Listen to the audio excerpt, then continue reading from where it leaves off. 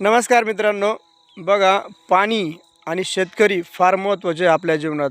पाण्याशिवाय कुठलाही जलचर किंवा माणूस जिवंत राहू शकत नाही आणि शेतकऱ्याशिवाय कुठलाही प्राणी किंवा माणूस पोटभर खाऊ शकत नाही. कारण मित्रांनो, पाणी आणि शेतकरी ह्या धरतीवरती फार महत्त्वाचे आहे.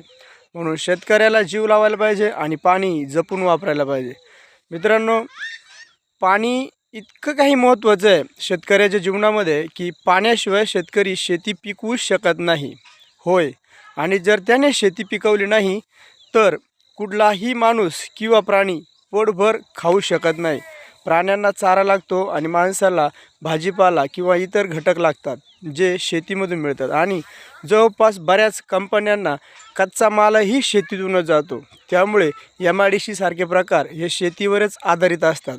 आणि MIDCने उत्पन्न केलेले ज्या गोष्टी आहेत, समजा गाडी बाईक काय असेल नसेल त्या गोष्टी, जेव्हा शेतकऱ्याकडे पैसे राहील तेव्हा तर तो खरेदी करेल ना. मित्रांनो, हे पॉईंट खरोखर बरोबर आहेत.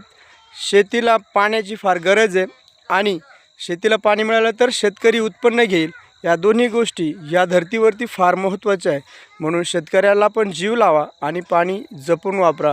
हा मॅसेज सगळ्यांनाच तुम्ही पास करा मित्रांनो, आणि महत्त्वाचा आहे. बाय.